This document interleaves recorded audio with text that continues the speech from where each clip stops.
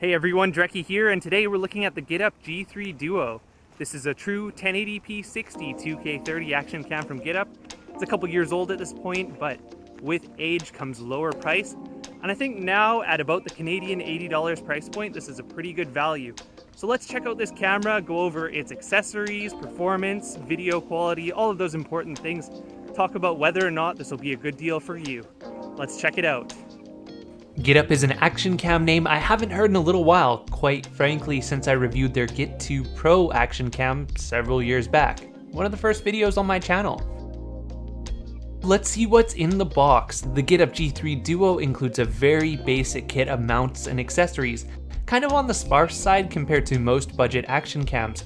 That being said, the mounts that are included seem to be a little bit higher quality than others I have tested. In particular, the bike handlebar mount stands out to me as being higher quality just because it's a little bit thicker rubber, a little bit nicer plastic than some of the other brands I've tested. Of course, included in the box is a waterproof case because the G3 Duo is not waterproof without this external case.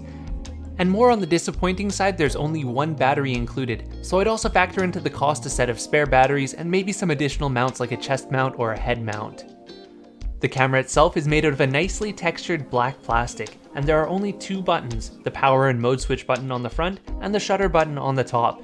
Basic UI interactions can be made with these two buttons, such as switching modes. The touchscreen is required though to change more advanced settings. On the left side of the camera you have all of these ports, and there are a ton of them.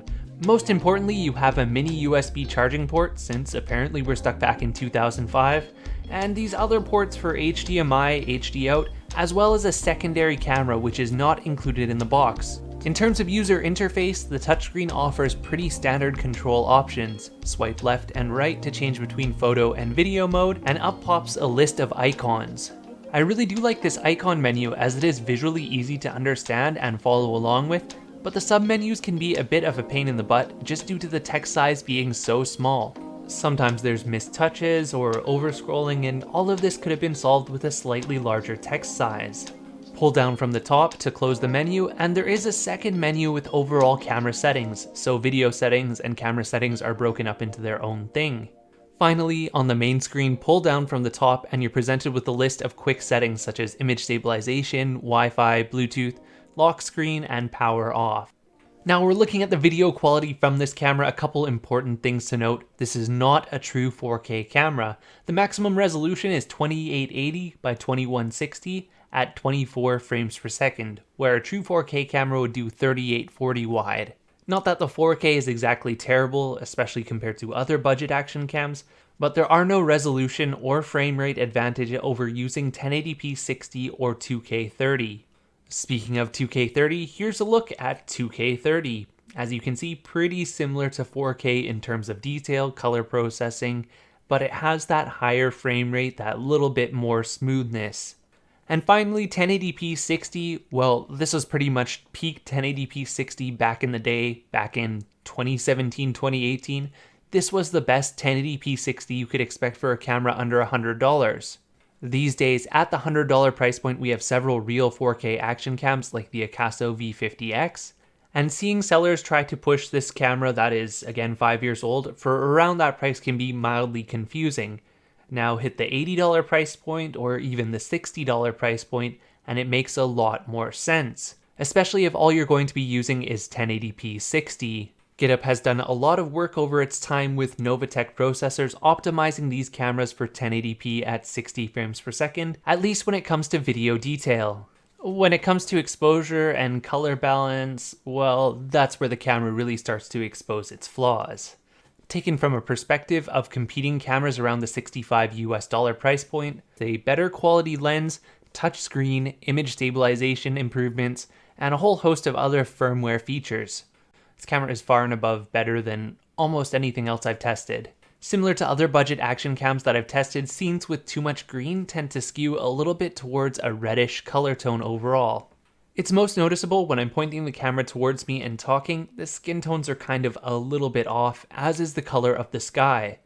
And funny enough, if I have some red flowers or something to balance the color in the frame, the color processing looks great. It's just situations with too much green. Maybe wherever this camera's developed, they're shooting like a desert color or a city color. because in those situations where there's not a lot of green in the frame, again, looks good. I do also notice when there's a substantial amount of shadows in the frame, in its default metering mode, this camera tends to overexpose. So like this shot here in the forest with the pathway, I wasn't on some glowing heavenly path to salvation or something. Nope, I was just being me, messing around and riding my bike down the trail. And yeah, you can see once we get into the sun and the shadows are gone, everything goes back to normal, but then go back into the shadows and it looks like we're on a glowing path again. You can change the metering from center to frame average or to spot metering where it'll focus on a small point right in the middle, but most cameras tend to be best with center weighted average, and I figure that this is something someone who is not technical may not know to change. So yeah, go into the camera, change it from center weighted average to spot metering, and that should fix it and change the path from a blinding glow to a nice dark situation, although maybe the shadows will be too dark. Speaking of dark footage, night and low light, Gitup has done a fairly good job optimizing low light footage with this camera, and it's among the best I've seen from Novatech cameras. And it's important to emphasize the from Novatech cameras there, because other budget cameras that are based on Ambarella or the high series processors seem to do a little bit better in low light than this overall. It's grainy, it's noisy, but at least you can see what's going on and the stabilization does not become too blurry of a mess. Speaking of keeping things slow and steady, let's talk about stabilization quality. Compared to other action cams in the $50 to $75 price point, the Gitup G3 Duo does have very good image stabilization. Now it can't exactly hold a candle to more expensive cameras at the $100 or $150 price point, such as the V50X or XTU X1 Max. That being said, compared to other cheaper budget cameras, the stabilization is pretty good. It holds things straight and steady. There's a little bit of distortion around the edge of the frame, but it's not too noticeable overall. And most of the bouncing you'll see is when I'm walking and talking and not really paying attention to holding the camera, or if I hit a large bump on my bike and things just get wobbly for a half second. Still photos from this camera are among the best I've seen from a 12 megapixel budget action cam, at least in terms of detail. Same thing with the video quality, the still photos have been optimized to heck when it comes to visual detail. But there are some issues with color balance. Bright sunny days that should have a lot of vibrant and punchy scenery are kind of reduced to this dullish, Lomo-ish cast to them. Let's see if we can fix the colors in this image. We'll just go image adjustments levels, find our red slider, pull it down a tad, and pull it up a tad. Find our green slider, pull it down a tad, and pull it up a tad. Find our blue slider, pull it down a tad, and pull it up a tad. And we'll also adjust the blue in the middle. We'll adjust the green in the middle. And we'll adjust the red in the middle.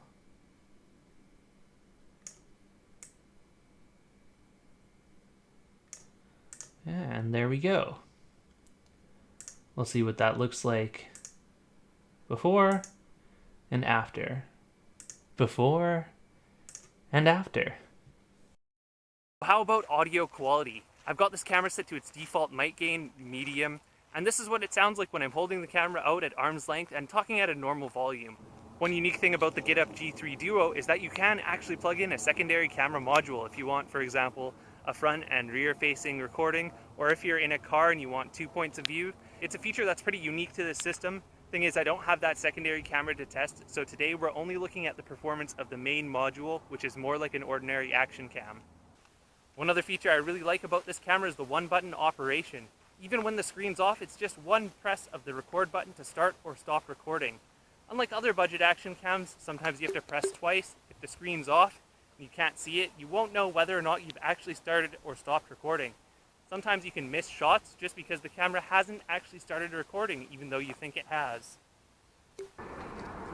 So apparently the Gitup G3 can do image stabilization and zoom at the same time. It's a little bit clunky though, the on-screen buttons are kind of hard to press, but well, yeah, it works.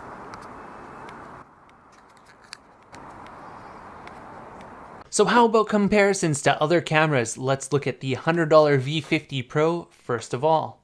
The Akaso V50 Pro has better color balance in all scenarios with a more pleasant color profile. It has real 4K and better stabilization. What's worse though is the 1080p 60. The V50 Pro 1080p 60 looks like an upscale from 720p. There's hardly any detail at all, and it's clear where the efforts of this camera went to. The 4K, the image stabilization, that's it. How about compared to the more expensive SJ Cam C200? Well, the Gitup beats it in almost every single way. Gitup has better image stabilization, better voice, easier to control. The only thing the C200 has over the Gitup G3 Duo is the color balance. So in conclusion, $100 for the Gitup G3 Duo is just a little bit too much. If it's got the slave camera included, cool. If that's a feature you specifically need, yeah, sure, go for it. But I wouldn't spend more than $60 to $80 on this camera. If it stays at its current price of $80 Canadian, that's a pretty darn good deal for this camera, and it does offer some compelling options. So if you can live with the kind of mediocre color balance, everything else about this camera is great. Links are in the description. Also, if you support me on Patreon, I upload many raw footage samples, about 10-second clips from each resolution.